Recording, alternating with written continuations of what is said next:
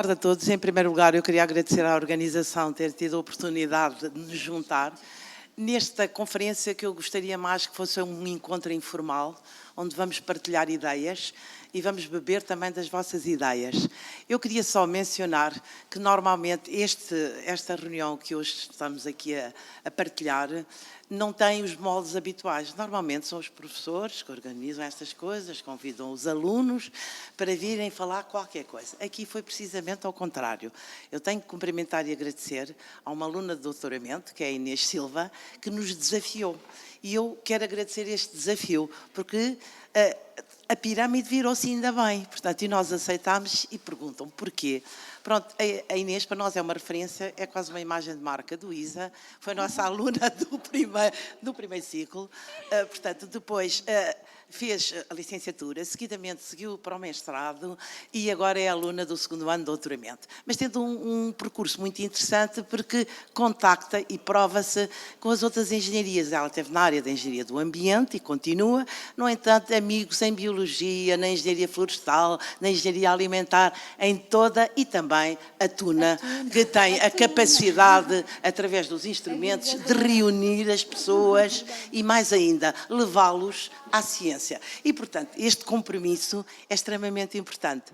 Nós vamos tentar, porque é que nós estamos aqui? Porque os três fomos professores da Inês, portanto, temos uma referência e a prova que estamos é porque ela nos marcou. Espero que o contrato também seja verdadeiro, mas acho que é, porque senão não tinha seguido, não estávamos aqui todos aqui. Queria também dizer, mais ou menos, eu vou moderar esta sessão, terem à vontade, por favor, qualquer coisa que não entendam, por favor, levantam o vosso braço, identificam-se, fazem a pergunta e a gente tenta responder a algum de nós no painel, e a Inês com certeza. Mas se não soubermos, também dizemos, olha, vamos, deixa o seu contacto que eu depois dou-lhe a resposta que pretende. Uma belíssima sessão. Gostaria de mais, depois eu tinha ainda pensado no final dizer, olha, dizemos gostaram, não gostaram... Mas olha, fica para uma próxima, mas bem-vindos e obrigada por estarem hoje, num dia de calor que podíamos estar a mergulhar, estamos na praia, estamos a refrescar com as ideias que espero que a Inês vá transmitir. Muito obrigada a todos. Vou passar então à responsável. Portanto, bom dia, boa tarde a todos. Obrigada à professora Elizabeth pelas palavras e pelo caminho. Claro que são uma referência para mim, por isso é que foram os vossos nomes que me saltaram logo quando esta oportunidade surgiu. Obrigada também à Catarina Barreiros pela oportunidade e por estarmos aqui hoje. Pronto. Já passámos agora os formalismos, vamos dar início à sessão e falar do que viemos aqui falar. Como todas as histórias, esta vai precisar de começar pelo início. E então, os biorresíduos, o que é que são, qual é que é a sua origem, como é que eles se formam. E eu agora vou passar a palavra ao professor Jorge Gominho, que nos vai explicar como é que tudo começa do zero. Muito boa tarde a todos. Estão a ouvir? Mais ou menos, não sei se o microfone está... Agora está. Então, mais uma vez, boa tarde. Obrigado pelo convite. Agradecer a Inês mais uma vez pelo convite. E então, como é que tudo começa? Tudo começa através da biomassa. E podemos definir a biomassa sob o ponto de vista de todo o material biológico capaz de podermos extrair calor ou energia. O homem há muito que descobriu que podia tirar a energia através da biomassa. Foi assim que descobriu o fogo. Foi assim que viu que era possível, através de uma biomassa, efetuar uma combustão e extrair calor, que foi muito importante para a fixação das populações. Como é que essa biomassa é formada? Essa biomassa, geralmente, ou na grande maioria das vezes, é formada por organismos que produzem a fotossíntese. Ou seja, são organismos que vão buscar a energia primária. A nossa energia primária é o Sol, e alguém cá em baixo, na Terra, tem que fazer o papel de acumular essa energia em biomassa. Tenho aí o exemplo de uma árvore, como florestal é o exemplo mais típico que eu costumo apresentar, e geralmente é no tronco que se acumula a maior parte da biomassa. Faço-vos esse desafio de vocês pensarem que cada uma daquelas folhas que irá efetuar a fotossíntese são painéis solares. Ou seja, são esses painéis solares que irão converter a energia solar em energia química e armazená-la sob um ponto de vista químico nos diferentes constituintes. E, ao longo do tempo, o que é que tem acontecido? Há uma competição natural de ver quem é que consegue levar mais alto as suas folhas, os seus painéis solares. Foi assim que houve a evolução das árvores. E tem aí o exemplo mais típico de toda a biomassa, que é uma sequoia nos Estados Unidos, com um elevado diâmetro. Não é? Podem ver o que a árvore investiu para conseguir levar os seus painéis solares, ou seja, ter a capacidade de absorver a maior parte da radiação em detrimento das outras. A fotossíntese, como todos sabem, é influenciada por 3 fatores básicos: temperatura, água e radiação solar. Quando esses 3 vetores se encontram e são maximizados, e geralmente isso ocorre devido à curvatura da Terra no Equador, é aí que se situam as grandes acumulações de biomassa. É aí que nós vemos as grandes florestas tropicais, ou seja, é o expoente de toda essa criação. E o que podemos ver também é que as plantas também acumulam essa energia sob o ponto de vista de diferentes constituintes, que nós mais tarde iremos utilizar. Assim temos os hidratos de carbono, os lípidos e as proteínas. E como vocês veem, cada um desses compostos tem armazenadas energias diferentes. Não é? Por alguma razão é que nós, quando queremos fazer uma dieta, a primeira coisa que fazemos é cortar nos hidratos de carbono e nas gorduras. Não é? É precisamente aí que está armazenada a maior parte da energia. E, continuando, tem aqui um ciclo que depois vai dar origem aos biorresíduos. Como eu vos disse, começamos na energia solar, a fotossíntese e depois os resíduos agrícolas florestais e, hoje em dia, as culturas energéticas. São culturas que o homem instala com o propósito de fornecer essa energia, evitando a depelação das florestas naturais. E, e o consumo dessa biomassa, ao longo da cadeia humana, vai criando biorresíduos. Estes biorresíduos começam a ser um problema quando enfrentamos grandes cidades ou grandes sociedades de consumo muito imediato.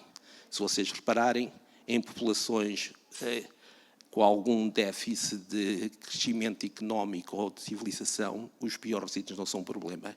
Eles fazem esse consumo de forma ordenada e de forma equilibrada. Quando vivemos para as grandes sociedades é que começamos a ter esse desequilíbrio. Né? E assim temos aí que podemos ter depois resíduos animais, resíduos agroindustriais e resíduos sólidos urbanos. E todos eles vão gerar biorresíduos, que é isto que vamos falar. Pegando aqui nos resíduos sólidos urbanos que o professor Jorge falou, as pessoas aqui presentes têm uma ideia, dentro dos resíduos sólidos urbanos, qual é que é a percentagem dos biorresíduos? Diz?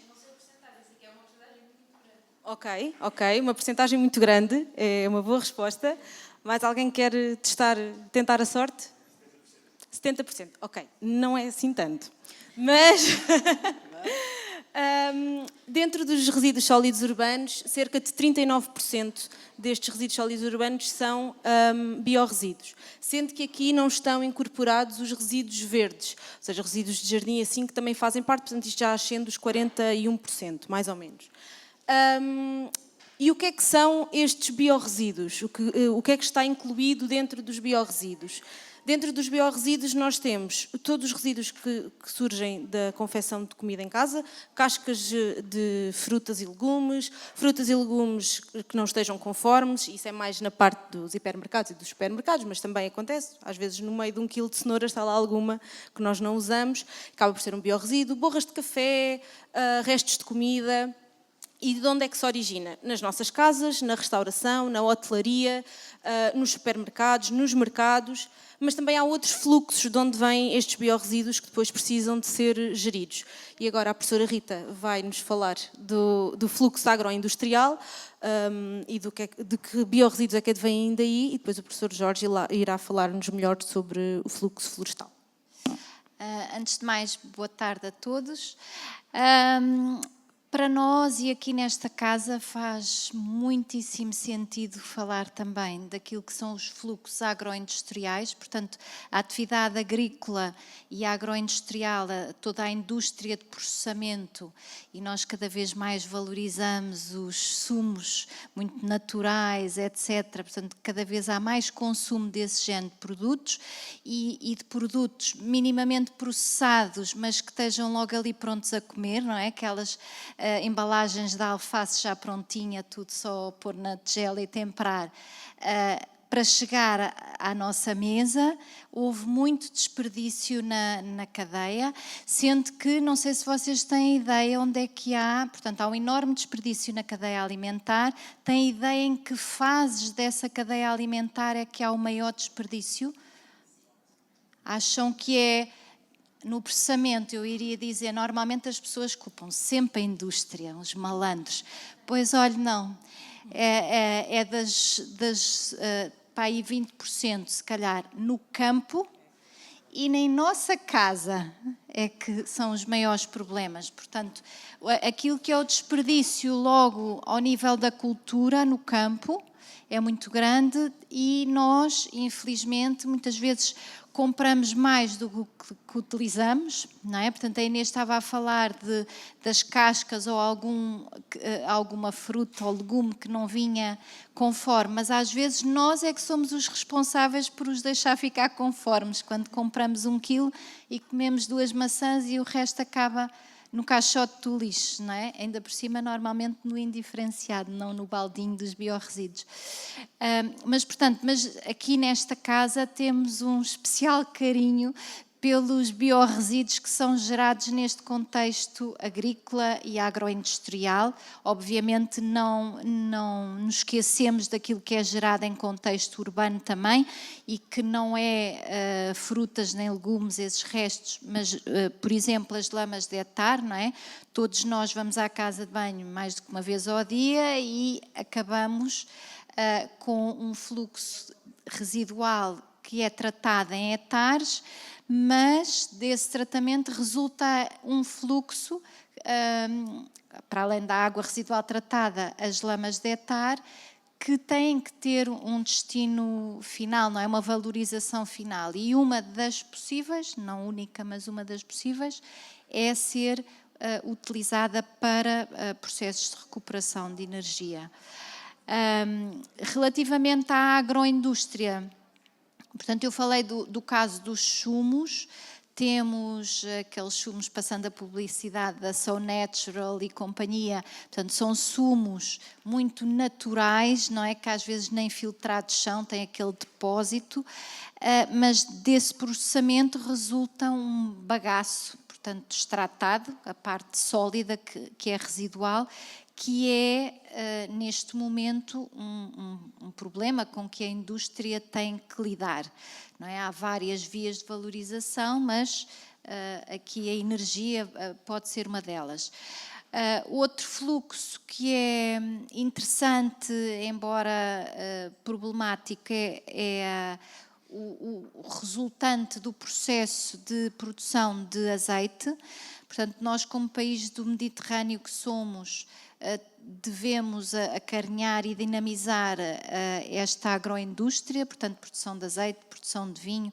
São indústrias muito importantes em termos socioeconómicos, que também são geradoras de fluxos que, se não forem bem geridos, são muito problemáticos. E depois a produção animal, não é? Nós queiramos, quer não, haja redução de consumo ou não, ainda temos um peso muito grande na alimentação de base de carne, não é? Portanto, vaca, porco, galinha, etc. E esses fluxos gerados por essa atividade têm um enorme potencial para a recuperação de energia, embora tenham algumas características que tenham que ser depois contrabalançadas, mas a Inês falará disso um pouco mais adiante. Só acrescentar ainda, acho que relativamente ao bagaço, eu não sei se aqui tem ideia como é que se faz azeite, sim ou não? Alguém já visitou um lagar? Tem uma avó que tinha não? Pronto. O processo de extração, não me vou alongar muito, porque não é o tema, mas o processo de extração também tem evoluído ao longo do tempo e as águas residuais geradas neste processo, aqui há uns anos atrás, aí há 20 anos se calhar, o processo de separação da fase oleosa requeria uma extração em 3 fases, portanto eu tinha a fase oleosa, o meu azeite, uma fase aquosa e uma fase sólida. Como se gerava muita água residual, que era um problema de poluição, etc. e tal, caminhou-se no sentido, não, isto é um problema, vamos resolver eliminando este fluxo. Em vez de 3, vamos ter só 2 fases. Tenho o azeite e tenho outra fase, que é um bagaço úmido, muito mais úmido, não é? Este bagaço, hoje em dia, tem 70% de umidade. Anteriormente tínhamos um bagaço com 30%, 40% de umidade. Portanto, aquilo que eram as vias de valorização desse fluxo não são aplicáveis a este fluxo que hoje em dia geramos. Portanto, é um bocadinho subjetivo se caminhamos no bom sentido ou não, como tudo, a forma como avaliamos os nossos sistemas às vezes deturpam um bocadinho as análises e aquilo que parecia sustentável se calhar não é assim, mas isso dava pano para mangas, não é? O greenwashing. Mas só para terem uma ideia, para ter uma tonelada de azeite eu gero 4 toneladas deste bagaço úmido. Não sei se a caminho do Algarve já olharam às vezes para uma nuvem um bocadinho negra ali ao nível de Fortes. Pois é uma indústria de secagem de bagaço, deste bagaço úmido. Houve até há uns anos um documentário que se chamava Soro Negro, sobre este lado B do azeite, não é? Fantástico, antioxidante, etc. e tal para a saúde, mas depois há o lado B. Portanto, eu em particular tenho um especial carinho por este fluxo e que tem um enorme potencial para recuperar compostos e também para recuperar energia. Mas volto a passar a bola aqui, se calhar, ao professor. Sim, pronto. sim. Eu só posso dizer...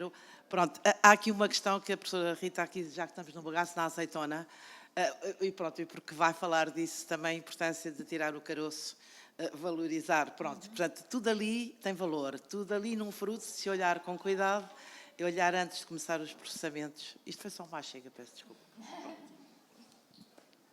Eu vou falar um bocado da biomassa florestal e da biomassa florestal residual. Ou seja, a biomassa gerada numa exploração florestal.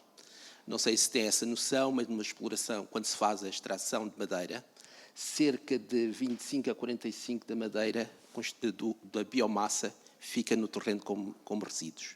Ou seja, hoje em dia nós temos a preocupação de tentar também valorizar essa biomassa que fica em campo. Valorizando não só sob o ponto de vista da sua extração para encontrar novos produtos, como olhando também para os ciclos geoquímicos, de forma a não tirarmos a biomassa superior àquela que é necessária para depois manter a fertilidade dos solos.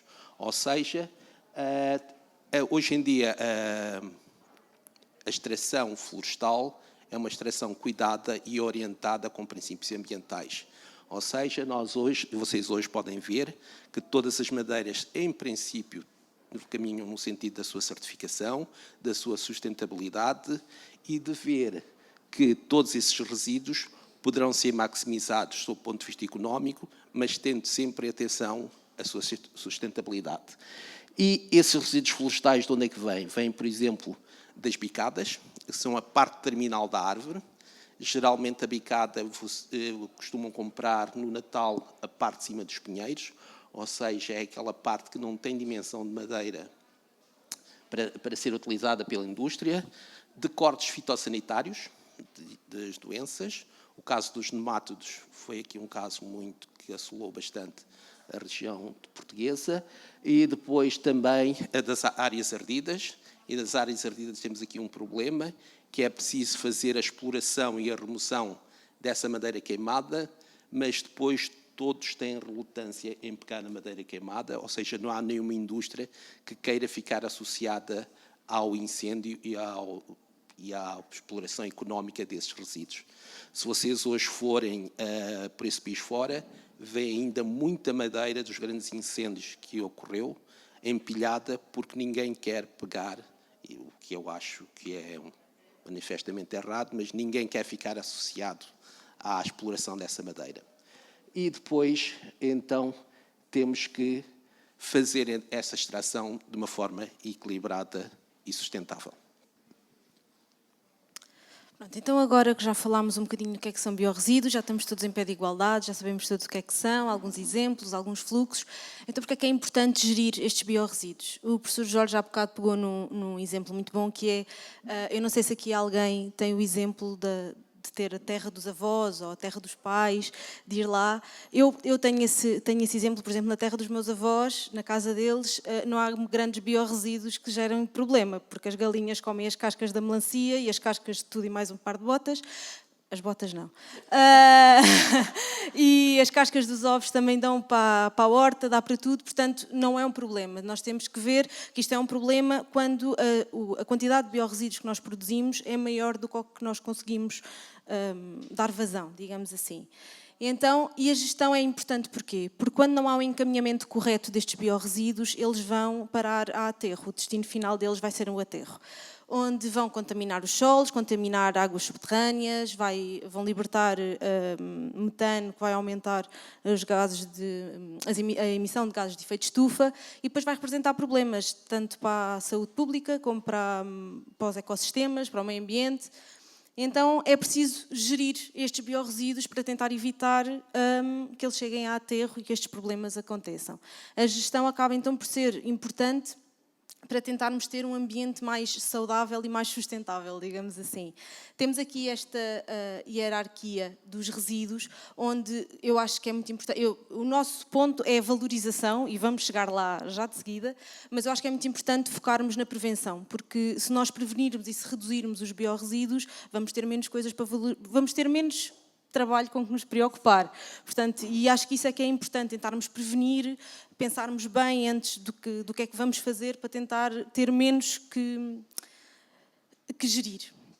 E então, agora passando aqui para a valorização, quais é que são as rotas a seguir na valorização energética e na recuperação energética dos biorresíduos? O professor Jorge vai agora falar-nos assim do grande leque que existe de possibilidades, e nós depois vamos focar-nos numa especificamente, que nos é muito querida, mas lá chegaremos. Então, podemos extrair a energia que está acumulada nesta biomassa utilizando diferentes plataformas.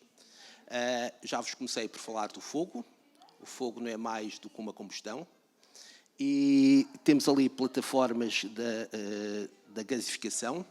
A gasificação é uma combustão em que o oxigênio está por defeito. Por exemplo, a gasificação ocorre e origina algumas mortes no inverno, quando as pessoas começam a acender a sua lareira dentro de casa e têm a porta fechada. No início tem uma combustão, e na combustão, esqueci de vos referir que a combustão é o inverso da fotossíntese. Se na fotossíntese eu tenho CO2 e água para ter um polímero, nesse caso vamos representar pela glucose, quando eu queimo a madeira, se a combustão for completa e se houver oxigênio a mais, eu só tenho como libertação água e CO2. E como eu estava a dizer, as pessoas acendem a lareira. A combustão é completa, só gera água e CO2. O oxigênio começa a ficar rarefeito e entramos na gasificação. E a gasificação já começam a aparecer outros gases, entre eles o monóxido de carbono, que é bastante venenoso e tóxico. Não é? E então é por isso que as pessoas, geralmente por inalação de monóxido de carbono, acabam por falecer. Mas, passando essa fase um bocado triste, podemos dizer que irreal, que a gasificação, o que eu faço na gasificação é tentar ir buscar os gases de síntese. E faço a combustão com defeito, estequiométrico que é oxigênio, e eu tenho os gases de síntese. Vou ter o quê? Metano, hidrogênio, ou seja, posso produzir CH4, H2, a partir dessa combustão com ausência de oxigênio. Por exemplo, era assim que eram produzidos os gases de cidade, que antigamente acendiam os candeeiros de via pública. Eram com esses gases de madeira. Todos vocês têm essa ideia romântica dos filmes ingleses do Jack o Estripador, ou seja, todos aqueles candeeiros trabalhavam com os gases de madeira, ou seja, esses gases eram obtidos através desta combustão incompleta. Depois temos a pirólise. A pirólise é a produção de carvão, e na pirólise é uma oxidação em que não tem a presença do oxigênio, e o que eu estou apenas é a libertar os voláteis, ficando apenas com tudo o que é de carbono. E depois, mais tarde, temos a liquefação, que permite também obter biocombustíveis a partir de biomassa sólida. Utilizando plantas com elevado teor de açúcar, eu consigo depois ter a fermentação. Da fermentação eu tenho os bioálcoois. De plantas com elementos na sua composição com um teor muito elevado em óleos, eu consigo ter o biodiesel, ao fazer a transesterificação ou o HVO para a produção, e mais tarde, então, também posso ter a digestão anaeróbia, ou seja, uma digestão agora com a ausência de oxigênio para a produção desse biogás. E como vocês veem, todas essas transformações visam obter calor, gás e eletricidade, e de forma sustentável. Pronto, portanto, não sei se isto já deu um spoiler, acho que já perceberam do que é que vamos falar, qual é a tecnologia que vamos falar agora, que é a digestão anaeróbia, e só por curiosidade, já alguém aqui, tirando os meus amigos que estão fartos de me ouvir falar da digestão anaeróbia, já alguém ouviu falar de digestão anaeróbia, sabe o que é? Leu? Boa, ok. Mais uma pessoa que aquilo que eu estava à espera. Estamos a fazer um clube. Sim, Pagou para dizer que já tinha. nós depois no Estamos a final... tentar fazer um clube. Portanto, No final passamos uma folhinha para ser sócio dos amigos da digestão anaeróbia. Então a digestão anaeróbia, como o professor Jorge já falou, é um processo biológico complexo que ocorre na ausência de oxigênio e através dos micro-organismos a matéria orgânica que nós colocamos dentro do reator vai ser degradada para produzir biogás e biodigerido. Isto foi muito rápido e confuso, interrompam-me e peçam-me para explicar mais devagar se precisarem.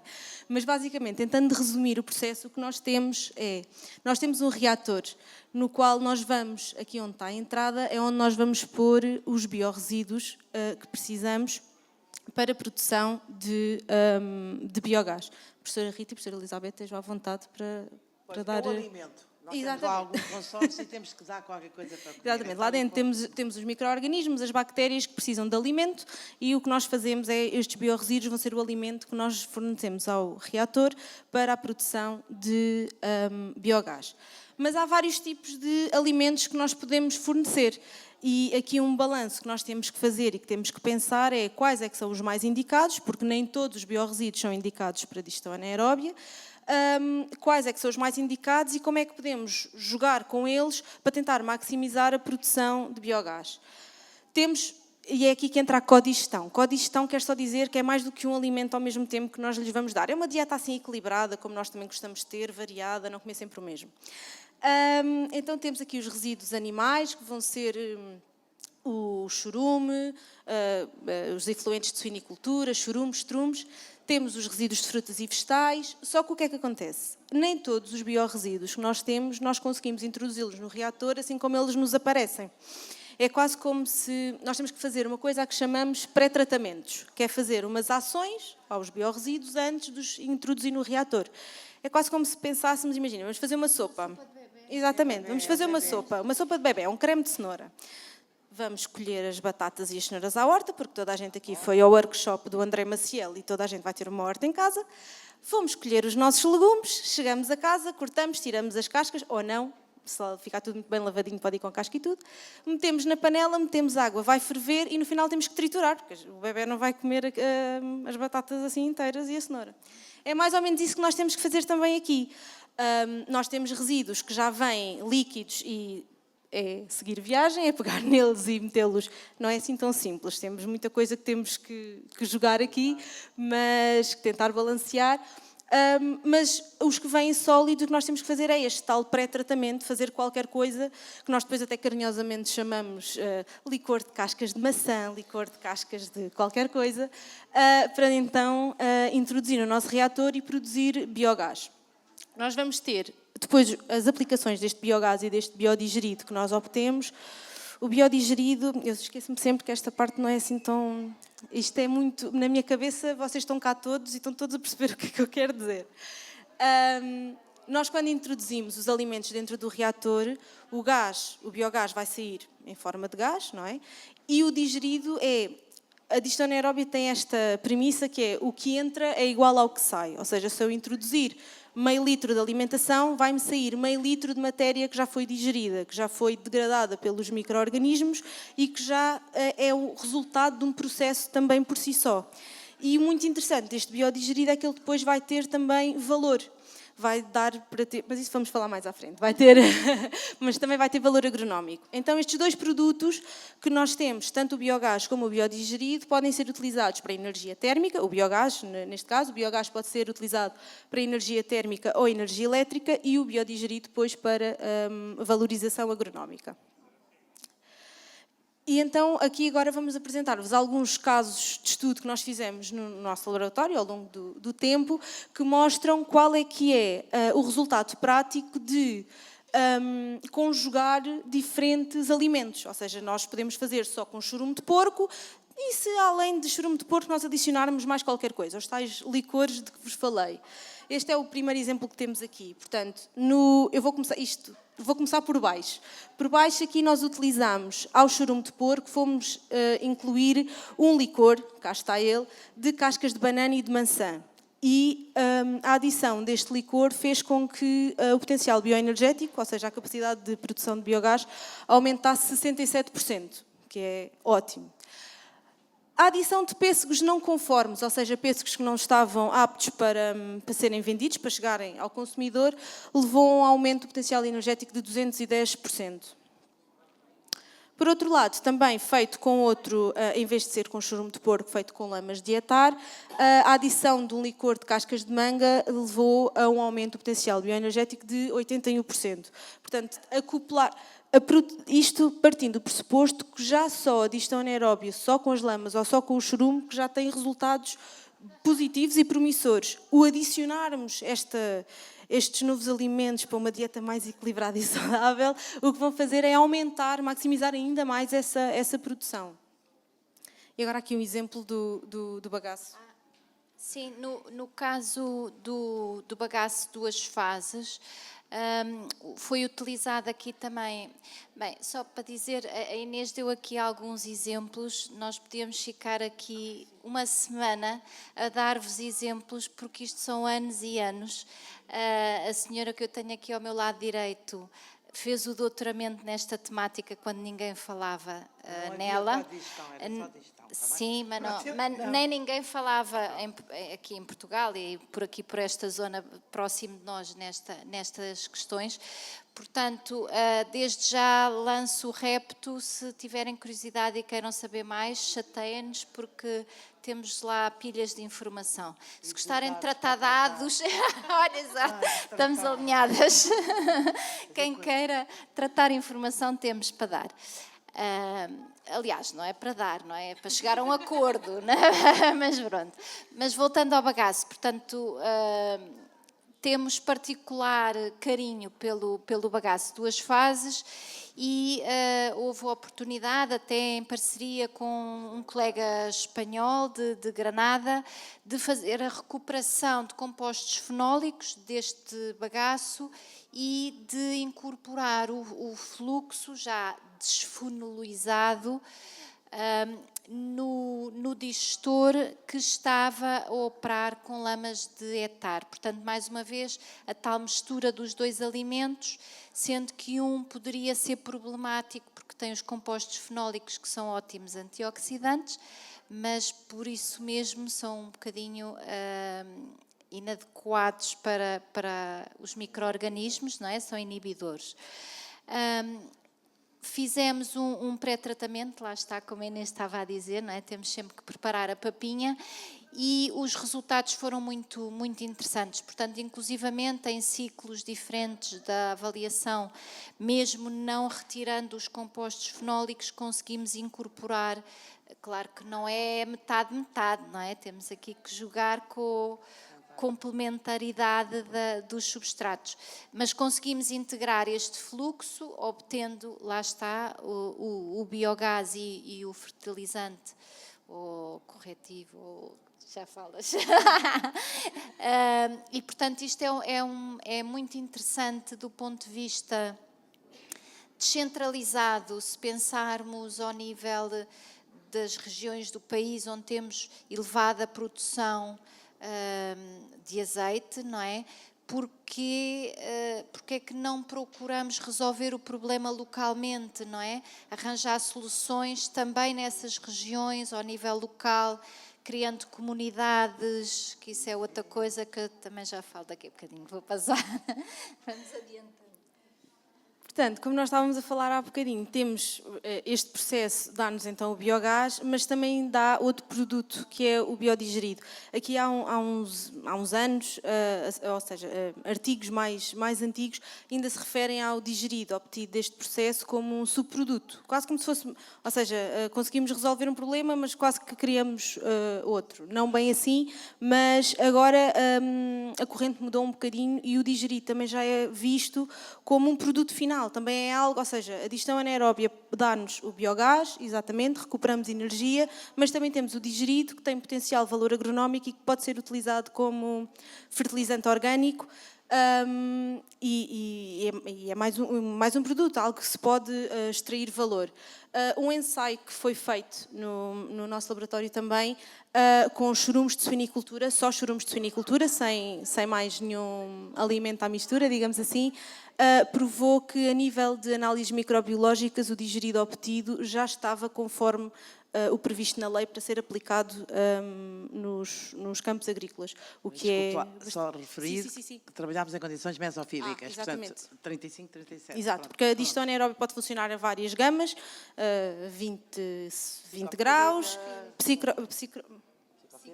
psicofílica, por volta dos 20, 30 graus, a mesofilia entre os 35 e 37, e a entermofilia, que é acima de 40 graus. Claro que, consoante a gama de temperatura que estamos a usar, maior o gasto energético, e depois isto também é tudo um equilíbrio que se tem que fazer, porque, por exemplo, algo que eu também queria falar, como tudo na vida, exatamente, que eu também queria dizer nos pré-tratamentos, ou seja, nós quando temos que...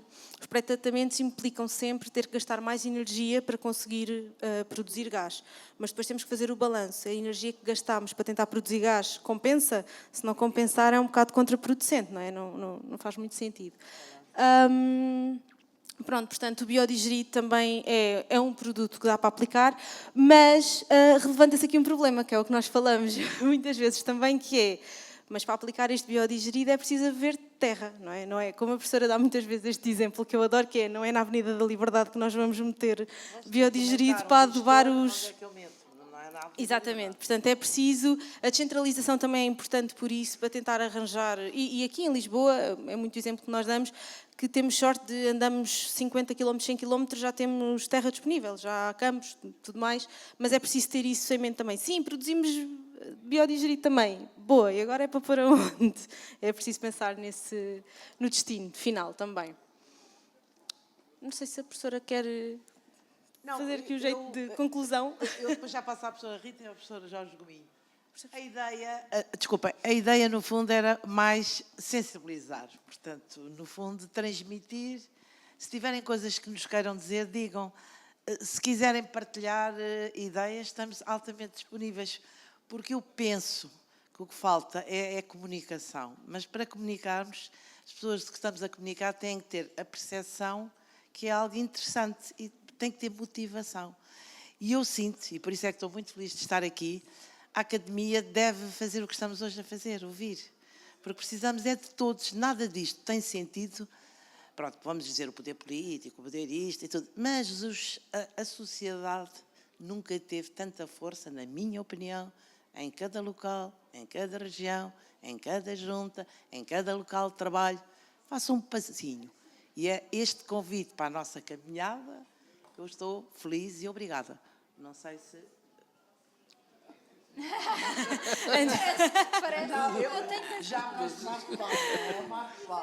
Sim, antes das considerações finais temos também, portanto, isto é importante começar a dar os primeiros passos e nós queríamos mostrar que, principalmente aqui com estas referências que tenho ao meu lado, que têm trabalhado imenso em projetos deste tipo nos últimos anos, temos alguns exemplos de primeiros passos que já foram dados e que eu espero que no futuro que sejam a corrida. E foi de propósito com as publicações. Se há alguém que queira um bocadinho mais além, que precise, é só contactar os artigos publicados. Pronto, aqui não foi essa a ideia, mas podia-se pôr aqui uma listagem Não, interessante. era só para a sua voz ficar gravada. Ai, desculpa. Depois nós lançarmos o CD, professor. Tem aqui um exemplo de um projeto que terminou agora, que visava valorizar uma infestante, a acácia, diminuindo o risco de incêndio. As acácias são infestantes, estão espalhadas por esse país fora. A sua erradicação, na minha opinião, não é possível. Ou seja, vamos ter que viver com as acácias, dê para onde der. O que nós podemos fazer é controlar. E esse controle custa dinheiro. E como é que podemos fazer esse controle? Ou seja, como é que poderemos ajudar as pessoas a efetuar esse controle?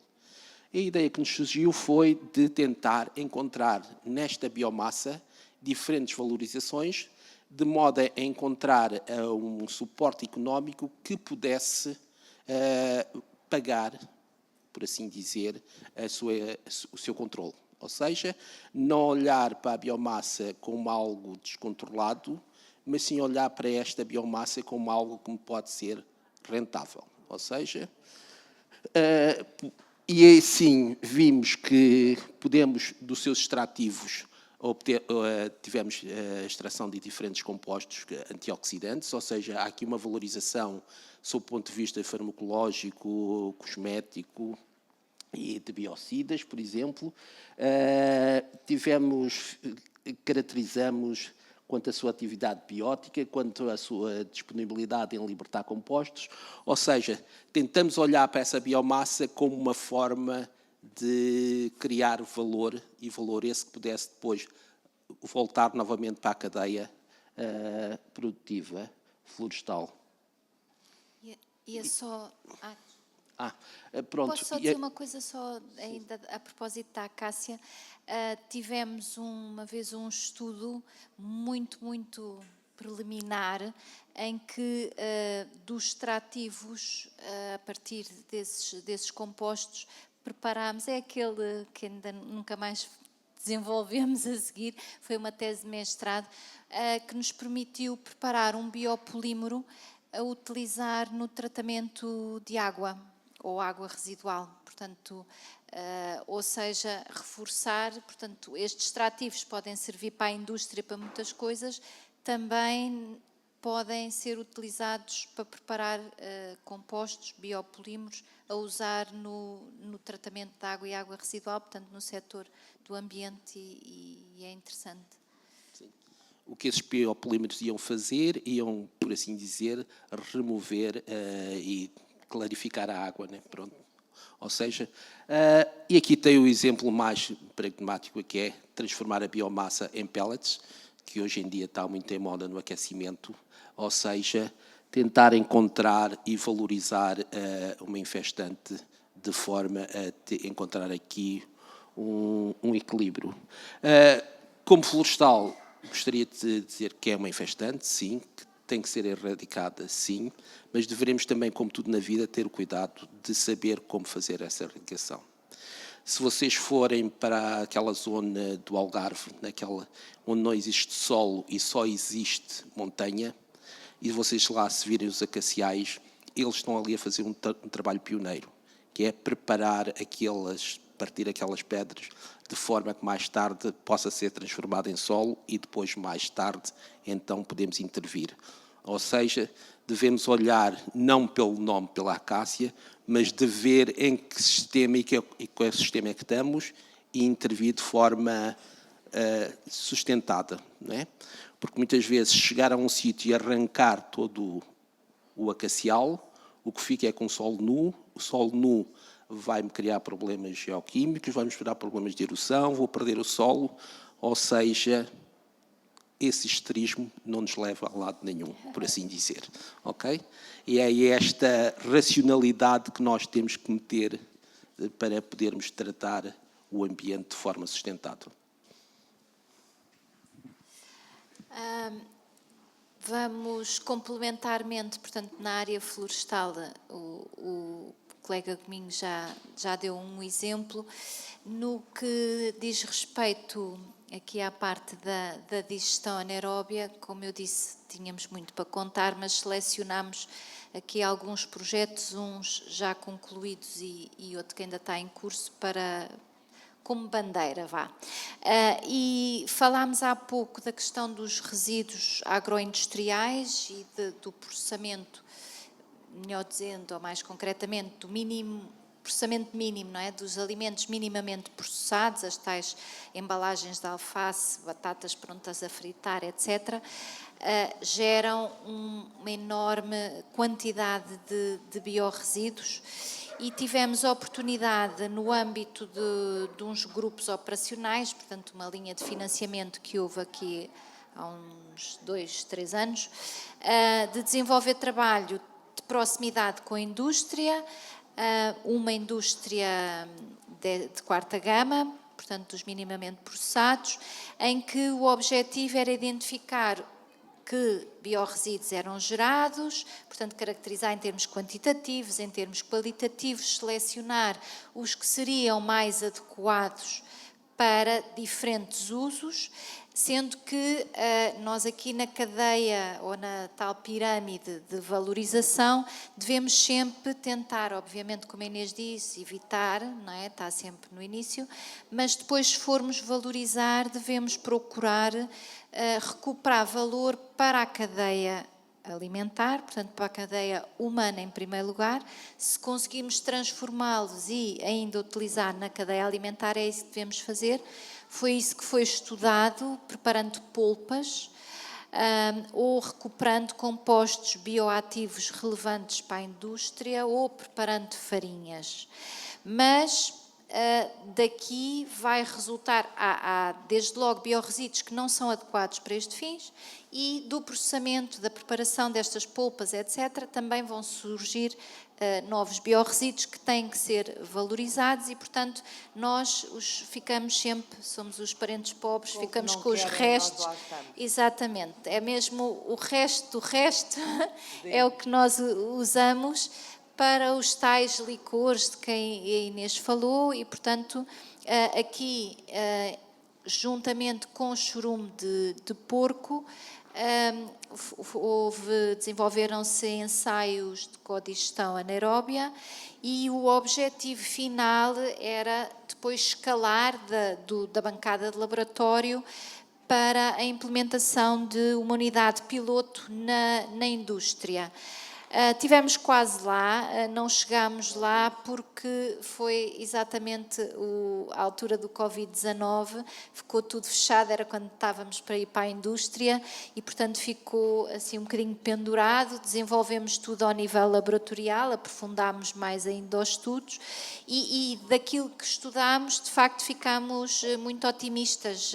Isto poderá dar, a indústria de quarta gama é alta consumidora de energia, portanto isto vai ser uma gotinha no meio do consumo que eles têm, mas faz muito sentido do ponto de vista da gestão e da sustentabilidade da indústria. Portanto,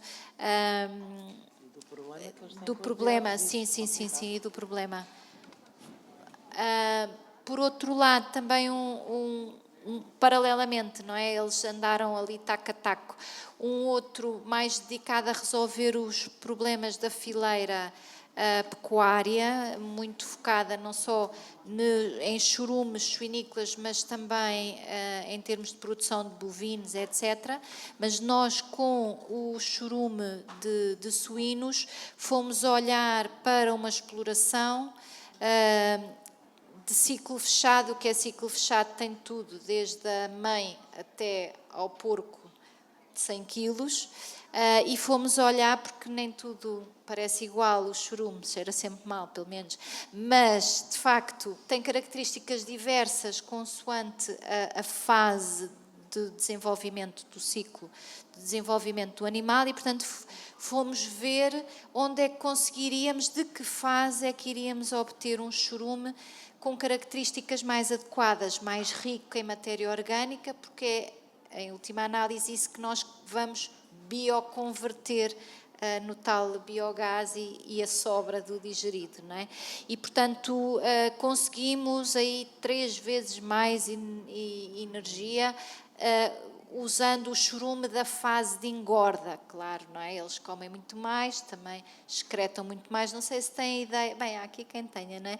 Mas o porco, grande parte da proteína que come, excreta, não é? Portanto, o digerido é riquíssimo em termos de nutrientes e azoto, carbono, etc. Portanto, para este processo é excelente. Mais uma vez, este projeto, infelizmente, coincidiu com o Covid e, portanto, o scale-up também ficou para próximas núpcias, mas, mais uma vez, os resultados são muito interessantes e otimistas e falta trabalhar junto, falta uma mudança de atitude, uma abertura para uma visão um bocadinho mais descentralizada para resolverem os problemas de outra forma, a outra escala, não é? Há aqui muito que temos que fazer, que não passa só pela ciência. A tecnologia é madura, temos informação de anos e anos de suporte ao avanço, agora falta um bocadinho o resto. E, por último, falar de um projeto que está a decorrer. É um projeto que junta aqui 2 componentes. É um PRR, sim, dos N PRRs. Mais uma vez, o que é o objetivo? É fazer a uma escala descentralizada, portanto, local, regional, a codigestão de biorresíduos e, neste caso, estamos muito focados no chorume de porco também, como a base. Mas aqui juntamos umas outras vertentes que nos parecem fundamentais e deixar esse alerta também, já hoje falei nisso noutro contexto, que nós falamos na descarbonização, falamos muito nas renováveis, não é? Mas não falamos na eficiência do uso da energia. Não é? Nós devíamos começar sempre em usar de forma eficiente o recurso, não é? Quer energia, quer água. E então depois vamos ver, eu preciso mesmo desta energia, isto é o mínimo que eu preciso, e então eu vou produzir de forma sustentável isto que eu necessito. Acontece que nós, como sempre, começamos sempre pelo telhado e não temos às vezes as bases. E, portanto, nas indústrias, em nossa casa mesmo, começando aí, a maior parte das pessoas não sabe quanto gasta, nem de água, nem de energia, não sabe que medidas poderia implementar para ter um uso mais eficiente. E então, com este projeto e ao fim de muito sofrimento para montar esta proposta,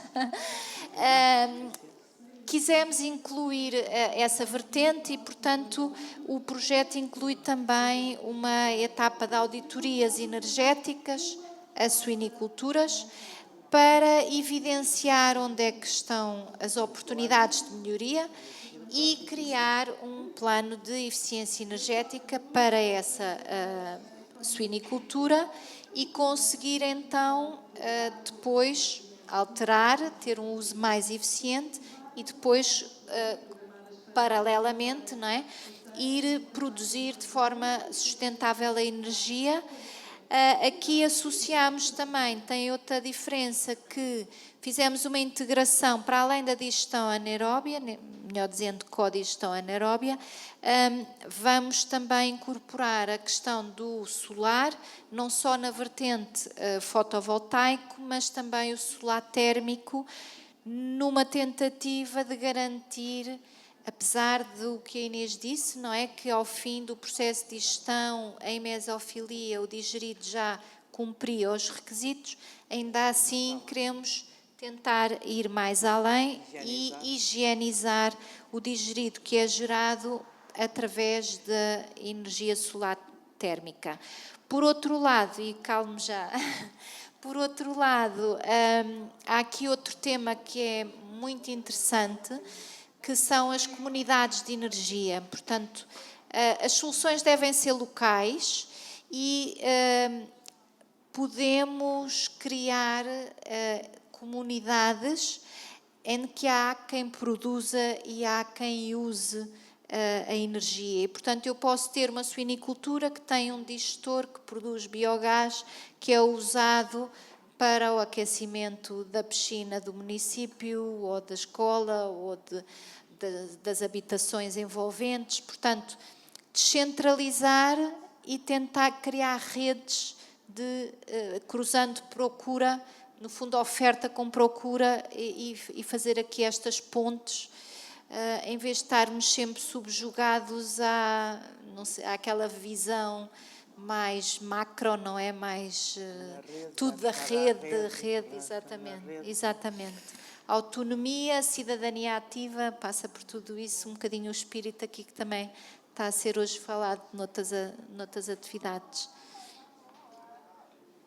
Pronto, e obrigada a todos pela vossa atenção, espero que tenham gostado e, acima de tudo, o que eu gostava mesmo era de passar às pessoas que esta tecnologia existe, que é possível, que há coisas a estudar, há coisas a fazer, claro, mas como a professora diz, todos nós podemos dar os nossos 2 tostões, o nosso contributo, e se tiverem perguntas, dúvidas, sugestões, tudo.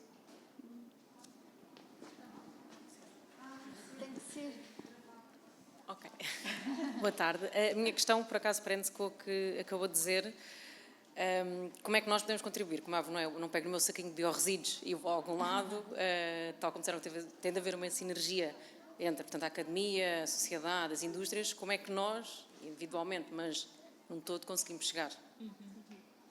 Eu, se me permite, e isso dentro das pessoas que trabalham comigo, nós fizemos quase um clube em casa, portanto, e é verdade, e podemos, o que está agora a funcionar num dos reatores, cada um traz o resto, as cascas de bananas, as cascas de banana, e aqui juntamos e depois fazemos. Portanto, e lá ficou mais leve o seu e o meu vai ficar enriquecido. Portanto, é um clube. Até na altura do Covid estava tudo fechado, nós continuámos e até criámos o CCB, que era o Clube das Cascas de Banana. Mas toda a gente, porque não se trazia banana, era muito simples trazer uma banana, a gente juntava, toma lá a minha casca. Isto pode ser caricato, mas é verdade. Nós vamos com o Paulo, que é o senhor que nos coisa, as borras de café, eles preparam as sopas, vamos lá buscar cascas de cenoura, tudo isso. Portanto, dinâmicas, pronto. Agora, é preciso, é vontade que as pessoas, tem que haver pessoas para trabalhar. Felizmente temos uma aluna de doutoramento, mas precisamos de pessoas. Há aqui um voluntariado. Há pessoas que não gostam de uma história. Não gostam de cheiros. Não gostam, mas se tiver qualquer coisa que apodreça em casa, certamente tem que lidar com isso. Complementarmente, só dizer que estão a correr alguns projetos em zonas piloto, digamos assim, de agora falta-me a palavra, recolha seletiva de biorresíduos. Portanto, há já alguns condomínios que têm esse projeto a correr. Infelizmente, devo dizer, o meu condomínio é um deles e, lamentavelmente, o dia em que recolhem os biorresíduos, eu tenho lá, nós temos 200 frações e está lá um contentor. No dia do indiferenciado, o passeio fica ocupado de contentores. Portanto, falta fazer muito ao nível, de facto, da sociedade, não é? Da sensibilização e da facilitação também. Há alguns municípios que estão a fazer ensaios muito interessantes. Eu tive a oportunidade, em visita de estudo, passando a publicidade, calhou ser na Tratolis, que está em Mafra, tem um projeto muito giro, porque adotaram a recolha em sacos, em vez de ser aqueles caixotes um bocadinho. Eu acho que são pouco práticos em minha casa também, mas pronto, depois forramos sempre com o saquinho de plástico, não é? Pronto, portanto não dá jeito nenhum, mas eles têm uma forma que eu acho que é mais interessante, têm um saco dedicado, depois implementaram, claro que tem um custo de implementação, não é? Na triagem, tem uma triagem dedicada por a cor do saco, desvia os biorresíduos e efetivamente está a resultar porque tem um índice de contaminação baixíssimo. Agora falta é aumentar a quantidade dessa fração. Mas lá está, cabe a todos nós que aqui estamos fazer um bocadinho em A casa. minha questão colocou-se porque eu faço, para além de compostagem, eu moro no município de Oeiras, portanto também faço essa recolha dos sacos verdes. Exato. Pronto, vamos, é facilitador. Pronto, é o Muito, saco verde, muito. pomos no lixo comum. Era isso que eu ia dizer, eu não sei ao resto. Sim. Eu não consigo perceber se chega. Claro. E depois, quando eu chego aos sítios... Queremos acreditar que sim, temos de acreditar que sim, Não, não é? mas está. Eu vi, portanto, acho que sim. Não estou a dizer, desse não digo, mas a maior parte dos casos em que se faz isso, vai para o gestor anaeróbico, estou a perguntar. Sim. Isto é para digestor. Eu estou a falar, o processo de triagem, o processo da confusão e retirar aquilo tudo, quer dizer, quanto é que isso custa? Por isso, estou a dizer que, não estou a dizer que tem que se fazer. A ideia é boa, mas simplesmente, eu não sei se a nível de uma junta de freguesia e de alguns que têm que ser, na minha opinião, sempre voluntários. São os embaixadores. É quem acredita, porque os outros é melhor não estarem lá no grupo. Acho eu, no início. Sim. Pronto, toma lá, quer dizer, quer fazer isto, quer experimentar e quando não quiser, passa para o seguinte. Tem que haver alguma liberdade, senão às vezes ninguém faz nada. Pois, nós temos sempre... Exato. E isto depois é um bocadinho também uma questão de escala, não é? E da abordagem. Porque nós podemos, é assim, se estivéssemos num mundo ideal, se calhar cada condomínio tinha o seu digestor, não é? E, portanto, aquilo ficava ali, era tratado ali. A mesma coisa para as águas residuais. Quando nós pensamos, estamos todos a fazer uma caldeirada para descarregar no coletor, para ir tratar para uma grande unidade, não é? Gerar estas lamas, ter uma série em termos de emissão de gases de efeito de estufa, etc. Portanto, a abordagem não é a mais lógica, é a que tradicionalmente se faz e nós continuamos a fazer como se fazia no século XIX, não é? Continuamos a teimar em não mudar a abordagem. Os sistemas prediais não recuperam águas cinzentas. Bem, dava conversa aqui para... Pois, mas se não se começar a mudar, vai custar também dinheiro a corrigir o que fazemos, não é? Mas pronto. Enfim. Mais alguma pergunta? Não? Também não sei se temos mais tempo. Acho que não. Pronto, então podemos ir todos agora